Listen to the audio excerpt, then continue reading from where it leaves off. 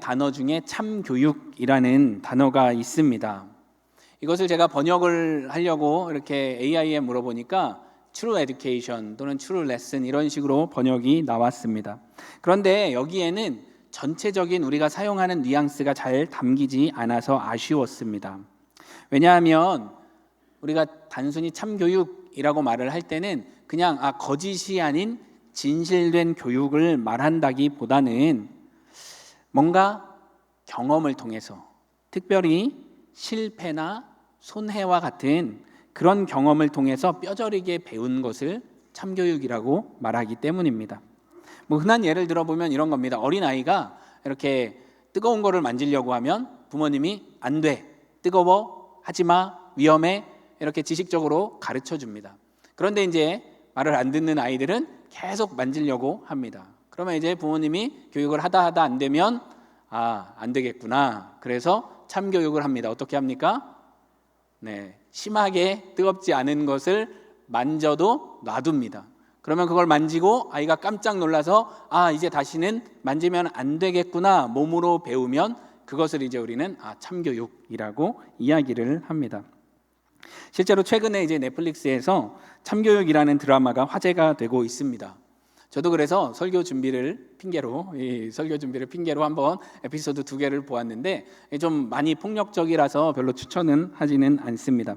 그런데 그 드라마의 제목의 의미가 동일합니다. 교사들의 교권에 반항하는 불량 학생들을 이제 특전사 출신의 교관이 감독관으로 와서 이제 몸으로 훈육을 하는 그런 내용이 들어 있습니다. 따라서 참교육이라고 한다면 우리는 이것을 이렇게 정의할 수 있습니다. 참교육은 머리로 각성하는 것뿐만 아니라 몸의 경험을 통해서 몸과 마음에 진리를 새기는 과정, 이렇게 정의를 할 수가 있습니다. 그래서 제가 오늘 말씀의 제목을 예수님의 참교육이라고 하였습니다. 물론 예수님은 폭력적인 방법을 사용하지 않으십니다. 그러나 예수님도 오늘 말씀을 보시면 제자들에게 풍랑을 허락하십니다. 그렇게 함으로써 그들이 머리뿐 아니라 몸의 경험을 통해서 예수님이 누구이신지를 깨닫도록 도와주고 계십니다. 그래서 오늘 말씀의 내용은 한마디로 말하면 예수님이 하나님의 아들이시라는 것을 믿게 하는 내용입니다. 그런데 저는 오늘 말씀을 3가지로 구분해서 전하려고 합니다. 바로 그 믿음의 내용이 첫 번째고, 두 번째가 믿음의 적용, 그리고 세 번째가 믿음의 회복입니다. 그러므로 오늘 말씀을 통해서 우리가 예수님의 참교육을 통해서 바른 믿음을 점검하고 세워갈 수 있게 되기를 예수님의 이름으로 축원합니다. 첫 번째, 믿음의 내용입니다. 믿음의 내용은 예수님은 하나님의 아들이시다 라는 것입니다. 먼저 오늘 본문의 줄거리, 저희가 22절부터 33절까지 읽었는데 이 줄거리를 한 문장으로 요약을 한다면 이렇게 요약을 할 수가 있습니다. 바다에서 폭풍으로 인해 고통당하는 제자들에게 예수님이 걸어오셨다. 이것이 오늘 전체 줄거리입니다.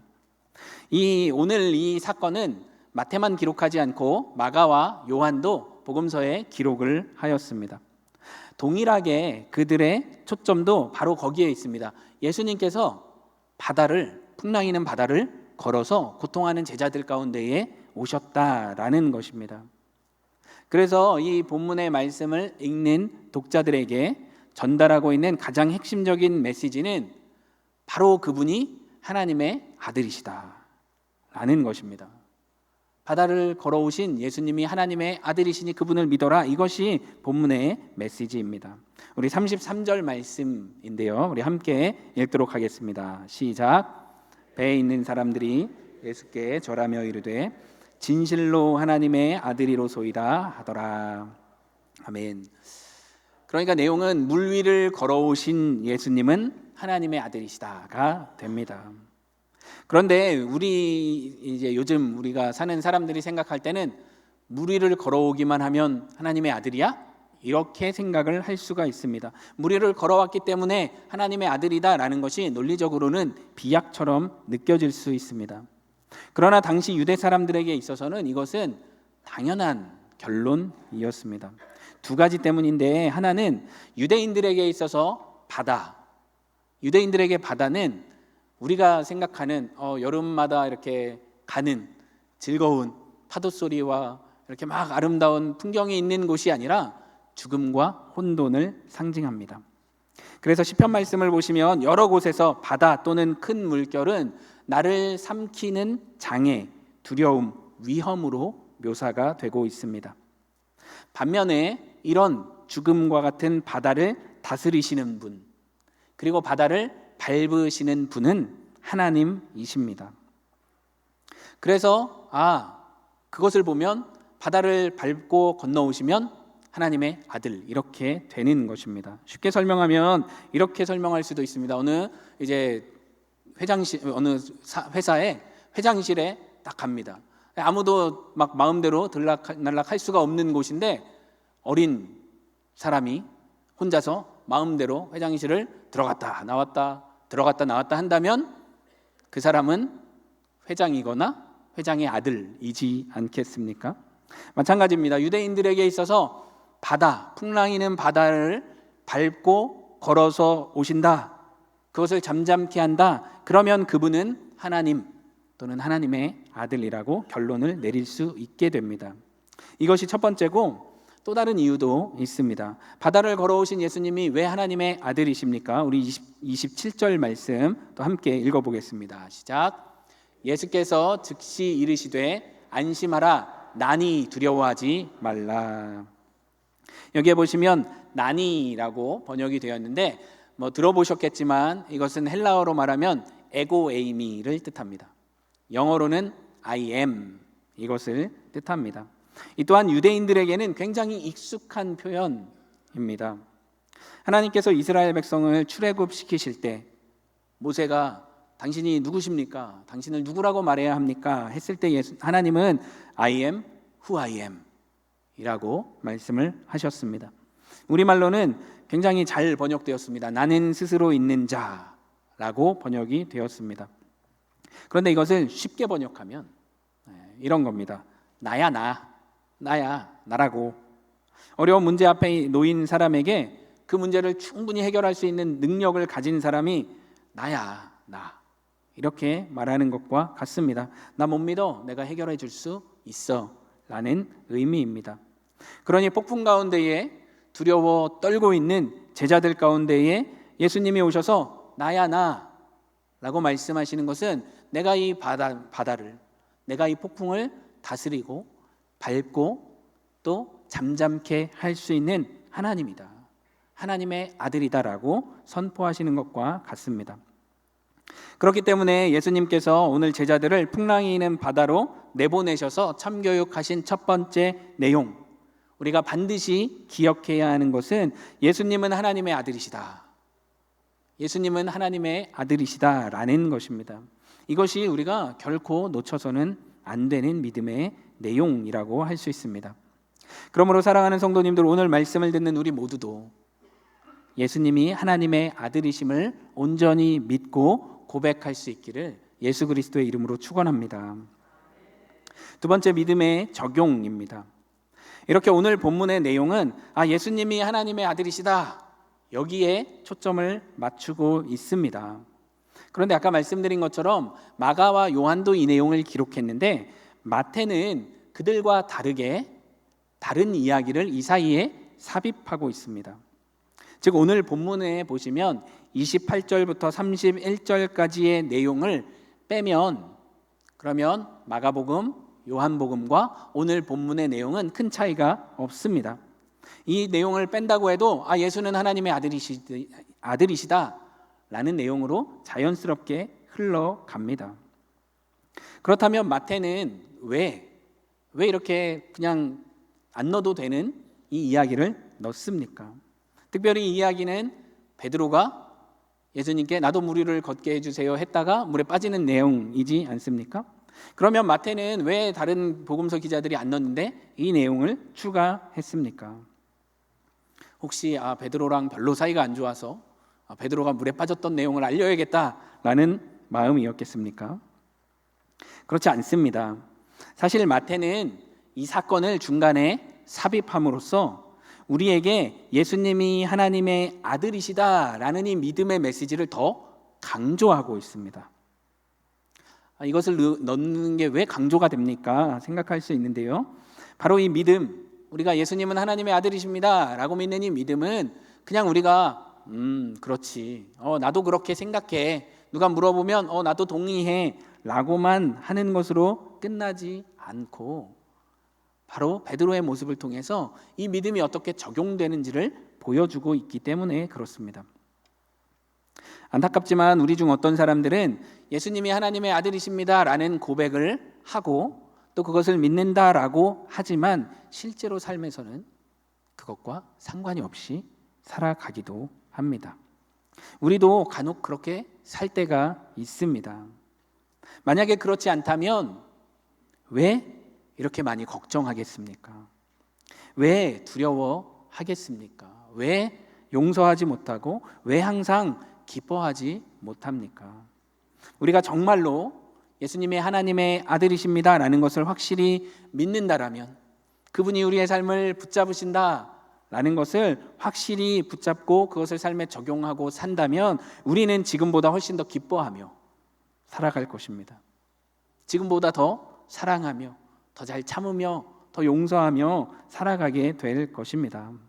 그러니 우리 삶에 찾아오는 걱정, 근심, 불안, 염려, 이러한 일들은 사실은 우리가 예수님이 하나님의 아들이십니다, 그분이 나의 모든 삶을 책임지십니다 라는 것을 적용하지 않아서 나오는 증상들이라고 할 수 있습니다. 마태는 오늘 베드로의 사건을 통해 그것을 보여주고 있습니다. 왜냐하면 베드로의 모습은 지금 예수님이 하나님의 아들이신 것을 자기의 삶에 적용하고 있기 때문입니다. 베드로의 요청입니다. 28절 말씀 제가 읽습니다. 베드로가 대답하여 이르되 주여 만일 주님이시거든 나를 명하사 물 위로 오라 하소서 하니. 여러분, 이것이 베드로의 요청입니다.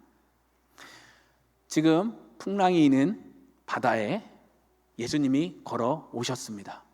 그리고 예수님이라고 말씀하셨습니다. 그런데 이 와중에 베드로는 만일 주님이시면 나에게 바다 위로 걸어서 오기라고 말씀해 주십시오라고 요청을 하고 있습니다. 그러면 이 말씀을 읽을 때 여러분 어떤 생각이 드십니까? 베드로를 보면서 저는 처음 들었던 생각이 아니 굳이 왜 이런 생각을 했습니다. 아니 예수님 오셨으면 주님 맞으시네요. 오셨군요. 감사합니다. 어서 이 폭풍을 빨리 잠잠하게 해주세요. 어떻게 잠잠하게 하시면 다음에 배에 타시겠어요? 아니면 계속 걸어가시겠어요? 뭐 이런 식으로 할 것 같습니다. 그런데 왜 굳이 지금 이 와중에 베드로는 여기서 이런 요청을 하고 있습니까? 또 이런 말을 해서는 어떻게 됩니까? 나중에 보면 본전도 못 찾습니다. 괜히 걸으러 갔다가 물에 빠져가지고 예수님이 건져주시면서 믿음이 적은 자요, 왜 의심하였느냐 이렇게 말씀하시지 않습니까? 이것이 저의 생각이었습니다. 왜 굳이? 그런데 여러분, 제 이 생각이 잘못되었습니다. 왜냐하면 이런 생각을 하는 저의 전제는, 제가 왜 이렇게 생각을 했고 베드로를 판단했냐면, 지금 베드로의 요청은 이분이 진짜 예수님이 맞는지 안 맞는지 확인해보자, 그래서 당신이 예수님이 맞으면 나도 물 위로 걷게, 이렇게 한번 해보십시오 라고 한다라고 제가 그렇게 생각하고 말씀을 보았기 때문에 그렇게 생각을 했던 것입니다. 그런데 그렇지가 않습니다. 베드로의 요청을 분석을 해보니 우리말 번역에 베드로는 만일 주님이시거든 이렇게 이야기를 했습니다. 그런데 이것을 저는 만일 주님이시거든, 그러니까 아직 의심하면서 테스트해보는 것으로 생각을 했는데, 주석을 보니까 헬라어에서 이 가정법은 뒤에 직설법이 이렇게 나올 때는 가정, 의심의 가정이 아니라 직설을 뜻한다라고 이야기를 합니다. 무슨 말이냐면, 여기서 만약 주님이시면 이것은 베드로가 긴가민가해서 확인하려고 하는 게 아니라 과연 주님이시기 때문에 라고 말하는 것이다 라는 것입니다. 그러니 베드로는 지금 의심으로 테스트하는 게 아니라 믿음으로 과연 주님이시니, 바다를 밟고 오신 분이 주님이시니 라고 이야기를 하고 있습니다. 그리고 이제 그 뒤에 이어지는 베드로의 요청의 내용도 저는 베드로가 무리를 걷고 싶어서 요청했다라고 생각을 했는데 그렇지 않습니다. 베드로의 요청을 보십시오. 나를 명하사 물 위로 오라 하소서. 여러분, 여기에 걷는다라는 단어가 있습니까? 나를 명하사 물 위로 오라 하소서. 걷는다는 단어가 없습니다. 베드로에게 있어서 내가 걷는 게 목적이었으면 예수님, 과연 주님이시니 나도 물 위로 걷게 해주세요 라고 했어야 하는데 그는 그 동사를 쓰지 않습니다. 무슨 단어를 썼습니까? 오라. 그리고 그렇게 명하십시오. 명해 주십시오 라고 이야기를 합니다. 그러니까 베드로의 목적은 물 위를 걷는 게 아닙니다. 베드로의 목적은 예수님께 가는 것이죠. 예수님께 가는 것입니다. 그의 목적은 예수님이 맞는지 테스트하는 것이 아닙니다. 그는 자신의 믿음을 적용하고 있었습니다. 예수님이 하나님의 아들이신 것이 분명하니 나는 지금 예수님께 가겠습니다. 나도 예수님께 가까이 가게 해주십시오. 이렇게 지금 베드로가 요청하고 있는 것입니다. 그래서 그 요청을 들으신 예수님은 지금 너 왜 물 위를 걷고 싶어? 이렇게 말씀하시지 않으셨습니다. 한마디 하셨습니다. 이 요청을 들으신 예수님 뭐라고 하십니까? 29절 앞에 보시면 오라.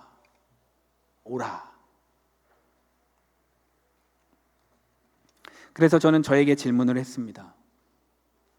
나는 풍랑 가운데에, 내 인생의 풍랑 가운데에 예수님이 오신다면 베드로처럼 그 와중에 아무런 문제가 해결되기 전에도 예수님께 가까이 가고 싶은 마음이 있을까? 아니면 베드로를 의심했던 그 마음으로 예수님 오셨으니 얼른 내 문제를 해결해 주십시오. 풍랑을 잠잠케 해 주십시오. 이렇게 그것만을 바라고 있지는 않은가? 사랑하는 성도님들, 우리가 예수님을 하나님의 아들로 믿는다면 그 믿음은 지적인 동의로 누군가가 물어보면 그래요. 저도 그렇게 생각합니다 라고 끝나지 않습니다. 또 예수님이 오셔서 내 삶의 문제를 해결해 주시고 내가 원하는 기도의 응답을 빨리빨리 해 주십시오 라는 것이 전부가 되지 않습니다. 오히려 내가 예수님이 하나님의 아들이심을 분명히 믿는 그 믿음은 내 삶의 문제가 그대로 있어도, 아직 바람이 불고 풍랑이 있어도 내가 주님 곁으로 가기를 원합니다 라는 마음으로 적용이 되게 됩니다. 그러므로 우리도 이 믿음으로 우리 인생의 모든 바람이 잠잠해지기 이전에 먼저 예수님께 더 가까이 가기를 소원하는 그런 믿음의 소유자들 되시길 예수님의 이름으로 축복합니다. 그렇다면 세 번째, 믿음의 회복 기억하기입니다. 예수님의 오라라는 이 말씀으로 인해 베드로는 물 위를 걸어갔습니다. 여러분, 여기서 우리는 한 가지를 생각해 볼 필요가 있습니다. 베드로는 지금 어떻게 물 위를 걷게 되었습니까? 우리가 아는 것처럼 베드로는 베테랑 어부입니다. 그러면 베테랑 어부였던 베드로가 항상 나 배에 타는 거 싫으니까 물 위를 좀 걸을 수 있으면 좋겠다 해서 평소에 훈련을 많이 했겠습니까? 이런 거죠. 물 위를 어떻게 걸을 수 있을까? 왼발을 내딛고 왼발이 빠지기 전에 오른발을 내딛고 오른발이 빠지기 전에 왼발을 내딛으면 걸을 수 있지 않을까? 열심히 훈련해서 걷고 있습니까? 아니면 내가 좀 체중이 많이 나가서 좀 안 뜨나? 다이어트를 열심히 해가지고 걷고 있습니까? 아닙니다. 일반적인 질문을 드려보겠습니다. 사람이 물 위를 걸을 수 있습니까? 사람은 물 위를 걸을 수 없습니다. 아무리 살을 빼도, 아무리 훈련을 많이 해도 사람은 물 위를 걸을 수 없습니다. 그러면 베드로는 어떻게 물 위를 걷게 되었습니까? 답은 예수님의 말씀이죠. 29절 말씀 제가 읽습니다. 오라 하시니 베드로가 배에서 내려 물 위로 걸어서 예수께로 가되. 여기 보시면 동사가 두 개로 우리말은 구분되어 있습니다. 베드로가 물 위로 걸어서 예수께로 가되.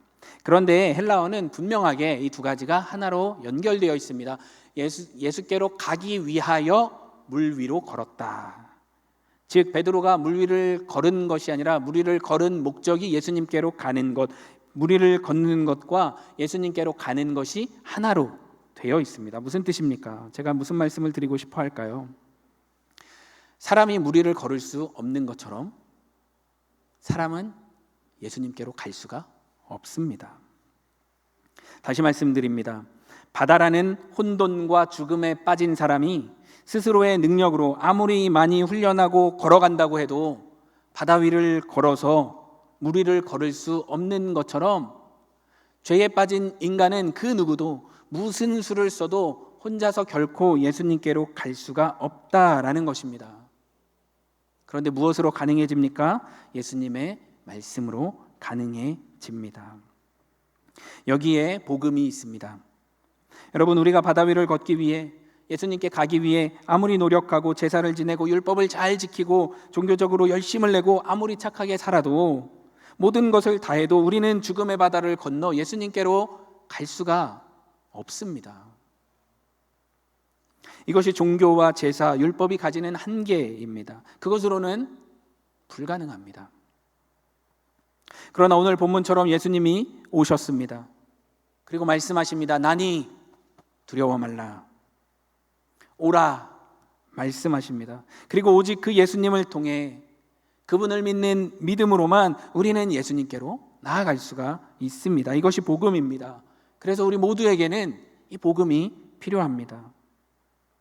사랑하는 성도님들, 예수님께 가는 길, 오직 예수님이 하나님의 아들이심을, 그분이 나의 죄를 위해 십자가에서 대신 죽으셨음을 믿는 믿음입니다. 이 믿음으로만 구원에 이를 수 있습니다. 그러므로 이 자리에 계신 모든 성도님들, 이 믿음을, 이 분명한 믿음을 온전히 소유하시기를 축복합니다. 그런데 바로 이 믿음으로 걷기 시작한 베드로, 곧 어떻게 됩니까? 30절 보시면 바람을 보고 무서워 빠져가는지라. 바람을 보고 무서워 빠져가는지라. 여기에 우리 믿음의 도전이 있습니다. 우리는 믿음으로 죽음의 바다를 건너서 예수님께로 갈 수 있는 삶으로 초청을 받았습니다. 그래서 걷습니다. 그런데 걷는데 바람을 보면 어떻게 됩니까? 무서워하게 됩니다. 그리고 그 무서움은 그냥 무서움에서 끝나지 않습니다. 그로 인해서 물 위를 걷던 베드로는 빠져가고 있습니다. 여러분, 혹시 물에 빠져보셨습니까? 저는 빠져봤습니다. 초등학교 때 중고등부 수련회에 따라갔다가 거기 계곡에서 이렇게 노는데 별로 안 깊어서 한 이 정도 오니까 제가 신나게 놀고 있었는데, 그 계곡 중간에 갑자기 이렇게 푹 패인 데가 있어가지고 거기에 푹 빠져가지고 여러분을 못 만날 뻔했습니다. 그래서 이게 저에게 참교육이 되어서 저는 계곡 가면 항상 굉장히 조심합니다. 여러분, 베드로의 경우도 바람을 보고 무서워하면서 물에 빠져가고 있습니다. 그런데 생각해 보십시오. 예수님은 베드로가 물에 빠지기 전에 바람을 멈추실 수 있었습니다. 그렇지 않습니까? 또 베드로가 무서워할 때 그냥 손을 내밀어서 잡아주실 수도 있었습니다. 그런데 예수님은 베드로가 빠져가도록 놔두십니다. 참교육입니다. 그리고 그렇게 함으로 베드로로 하여금 소리를 질러 자신을 구원해 달라고 외치게 하셨습니다. 그 외침을 들으신 예수님은 이렇게 반응하십니다. 우리 31절 말씀 함께 읽겠습니다. 시작. 이르시되 믿음이 작은 자여 왜 의심하였느냐 하시고. 아멘. 예수님은 베드로를 먼저 구원하십니다. 즉 그의 믿음을 회복시키십니다. 그런데 회복만 있지 않고 책망도 하십니다. 왜 의심하였느냐? 여러분, 의심의 반대말은 뭐라고 할 수 있습니까? 믿음이라고 할 수 있습니다. 베드로가 어떻게 죽음의 바다를 건너서 예수님께 갈 수 있게 되었습니까? 다른 것 때문이 아니라 믿음이었습니다. 믿음으로 가기 시작했습니다. 그런데 베드로가 왜 물에 빠져갑니까? 의심 때문입니다. 그래서 예수님이 책망하셨습니다. 왜 의심하였느냐? 왜 의심하였느냐? 그렇다면 이 질문에 여러분 뭐라고 답하시겠습니까? 베드로는 왜 의심했습니까? 베드로 왜 의심했습니까? 아까 말씀해 보면 바람을 보고 의심합니다. 즉 자신의 감각을 더 의지하기 시작했을 때 의심합니다. 믿음으로 시작했는데 내가 보니까 바람이 너무 세네. 그러니까 점점 빠져갑니다. 그렇다면 이것이 베드로만의 문제입니까? 여러분, 베드로의 이 모습은 우리 모두의 모습이지는 않습니까? 병원에 가서 의사가 이야기를 합니다. 당신은 혈액검사 결과를 보니까 당뇨가 심합니다. 단 음식을 끊으십시오. 당신은 혈압이 너무 높습니다. 고혈압입니다. 이대로 가면 큰일 납니다. 위험합니다. 당장 약을 드시고 짠 음식을 피하십시오. 이렇게 이야기를 합니다. 그러면 의사 앞에서 이 말이 믿어집니다. 조심해야 되겠다. 음식을 끊어야 되겠다. 그리고 집에 돌아왔습니다. 그날 저녁에 아내가 웬일인지 스테이크를 막 굽는데 막 양념을 막 팍팍팍 넣어가지고 막 굽고 막 아이스크림도 사다 놓고 막 이렇습니다. 냄새가 내 감각을 자극합니다. 식탁에 앉을 때까지만 해도 먹으면 안 되지, 안 먹어야지 했는데 앉아서 스테이크를 보면 어떻게 됩니까? 보는 순간 의심이 찾아옵니다. 아까 그 의사가 가진 혈액검사 결과가 진짜일까? 혹시 바뀐 거 아니야? 잘못된 거 아니야? 다음에 다시 해봐야 되는 건 아닐까? 감각이 나를 지배합니다. 그러면 의심하게 되는 것입니다. 재정적인 문제도 그렇습니다. 믿음으로 살 수 있는데 하나님이 다 책임지신다 약속하셨는데 말씀을 들을 때는 그럴 수 있을 것 같았는데 돌아가서 경제 뉴스를 보고 통장의 잔고를 보고 물가가 올라가는 그 바람을 보니까 의심이 찾아옵니다. 점점 죽음의 바다로 빠져갑니다. 관계도 그렇지 않습니까? 분명히 내가 받은 용서, 지난주 말씀을 통해서 그리스도의 용서가 온전히 나를 용서했구나, 이제 나도 용서할 수 있구나, 성찬에 참여할 때는 그렇지 나도 다 용서할 수 있어. 그리고 돌아가서 막상 변하지 않는 저 사람을 보니 용서하는 게 손해가 될 것 같은데, 그러면 못하게 됩니다. 그때는 또다시 의심하게 되는 것입니다. 이것이 오늘 믿음으로 예수님께 걸어가던 베드로가 바람을 보고 빠져가는 것과 동일하지 않습니까? 그럼 이럴 때 우리는 어떻게 해야 합니까? 방법은 다른 것을 붙잡는 것이 아닙니다. 돈이나 건강이라는 또는 종교적 열심이라는 튼튼한 다른 배를 만든다고 해도 소용이 없습니다. 결코 그런 것들은 우리를 죽음의 바다를 건너 예수님께로 가게 하지 못합니다. 답은 오직 말씀을 다시 기억하는 것입니다. 아까 환자의 이야기를 생각해 보십시오. 당뇨와 고혈압이라면 내 감각, 내 느낌, 내 생각, 내 코에 지금 들어오는 스테이크의 냄새를 의지하지 않고 의사의 말을 기억하는 거죠. 그와 같이 우리도 우리의 감각이나 경험, 느낌이나 종교적 열심이 아니라 예수님의 말씀을 기억하고 예수님이 누구이신지를 기억하고 그 믿음을 회복시킬 때에, 그때에 우리는 다시 믿음으로 살아갈 수가 있게 되는 것입니다. 고린도 교회 성도들에게 사도 바울은 그것을 이렇게 표현합니다. 고린도후서 5장 7절 말씀 우리 함께 읽겠습니다. 시작. 이는 우리가 믿음으로 행하고 보는 것으로 행하지 아니함이로다. 아멘. 사랑하는 성도님들, 예수님이 베드로를 풍랑 속에 걸어가게 하시고 또 바람을 미리 막아주지 않으셔서 물에 빠지게 놔두신 진짜 참교육의 목적이 바로 여기에 있습니다. 예수님은 베드로를 골탕 먹이거나 징벌하기 위해 그렇게 하신 것이 아니었습니다. 믿음으로 죽음의 바다를 건너가기 시작한 우리가, 예수님께 가기로 했던 우리가 바람을 만났을 때 우리의 감각을 의지해서 그 감각의 지배당에 물에 빠져갈 때에도 우리도 다시 말씀을 기억하고 일어나 그 믿음의 길을 계속 걷도록 하기 위해서 베드로를 참교육의 현장으로 부르셨고 오늘 우리로 그 참교육의 현장을 목격하게 하시는 것입니다. 말씀을 마무리하겠습니다. 오늘 예수님은 제자들을 인생의 거친 풍랑 한가운데로 보내시는 참교육을 통해 예수님이 하나님의 아들이심을, 그것을 머리와 경험으로 알게 하셨습니다.